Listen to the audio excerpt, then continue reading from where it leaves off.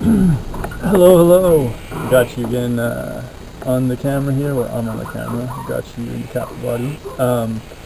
Rocking the Hopi shirt, favorite shirt that I got. Yeah, so a little bit of smoky orange light here. This is Trout Lake Campground in Colville National Forest, northeast Washington. So yeah, last time I talked to you, I think I was on the border of Oregon and Idaho or something like that. And I was heading to Portland that day, which is on the border of Oregon and Washington. So this is kind of like, I'll show you a little picture of all the rooting that I've done over the last 2 months. It's been an interesting last 2 months, like coming back to a lot more familiar countryside, Washington, right by BC of course, and seeing like a lot of family and like friends and like close people and stuff. So definitely kind of a different element to it, which is cool. It was good to see everybody, and it made the time pass super fast.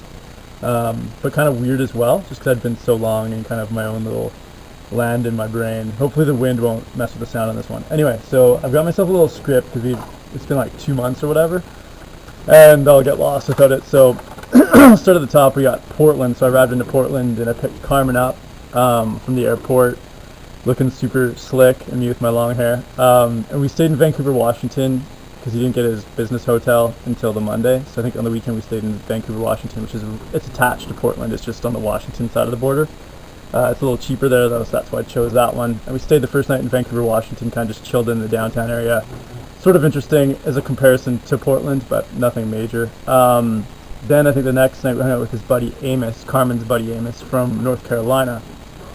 And yeah, it was cool. Went to a bunch of like craft beer places, like Carmen and Amos like that stuff, and hung out and I don't know. We watched like I think the hockey game final for like Stanley Cup or something like that, and also during that week like World Cup was starting, so we watched a lot of that during the week as well. And yeah, like then we went down to downtown Portland where Carmen had his conference, and we stayed in like a super posh hotel. Like it was like crazy awesome. And he kind of went to conferences during the day, and I would like catch up on my vampire computer mode during the day while he was away. It was beautiful, like super sunny, the best weather you could ask for in Portland. And he'd get home from work and we'd like go for a run or something. He totally slayed me. Like I don't know what's up with me right now, but can't climb hills very well at all. Like we ran in this awesome, I think it's called like Forest Park or something like that, genius place, all of our runs.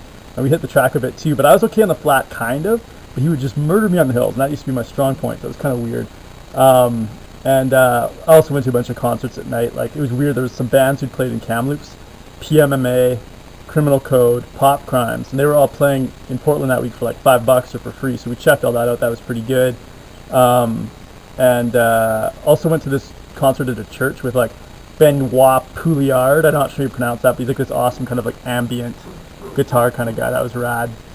And there was like a spoken word poet guy that was really kind of interesting as well. And this really awesome young chick who like almost like opera training, like but like mixing it with like looping pedals and whatever, but just like really talented. I think her name was like a Villain, but her lyrics were a bit cheesy for me, but awesome experience. And then we also went to Mount Erie, and that was weird. Like I think we were at like a punk show before Mount Erie, so Carmen and I came in and we went up onto this like balcony.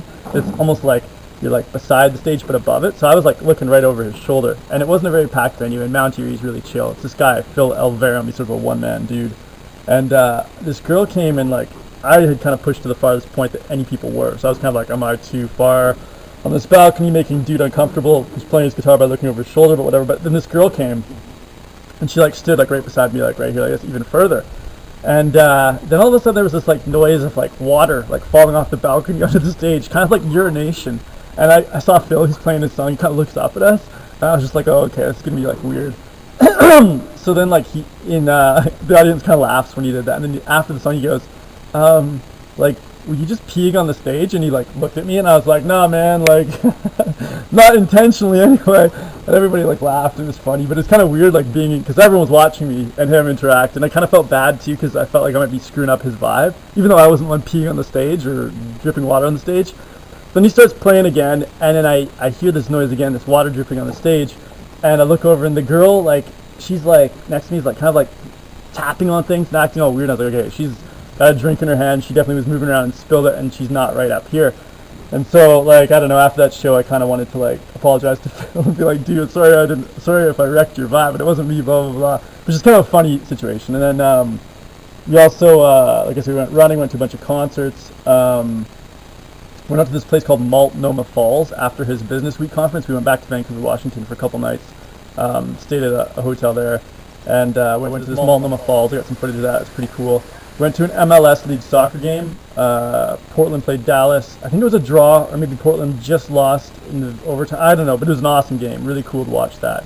And again, like during World Cup weeks, we were watching some of the games as well. Yeah, I think that's about it for Portland. Oh yeah, there was the Portland Track Festival. So we went and watched Chris Solinsky, who ran like the first white man under 27 minutes in 10K like 4 years ago. He's been struggling with injuries. He ran a 10K like 2 minutes slower than his best and got like third or something like that. So that was tough to watch, but you know how hard dudes are working, and to put in 4 years like injured and just keep going at it. I mean, it's depressing, but he thinks he's going to get back to the level he was at, so we'll see. And then the next night, Carmen had to leave, but I went to the festival, and Mo Farah, like world champion, 10K, 5K, was racing his first 5K in a while. And David McNeil, who I didn't realize was in the race until midway through it, him and Mo were like battling. They were like the two in the mix. That was great, because I was just hanging out with Dave when I was in Flagstaff, like in May or whatever, right? So it was cool. Met Carmen's buddy Scott Williams and this girl Maureen, and some cool people there at the Track Fest.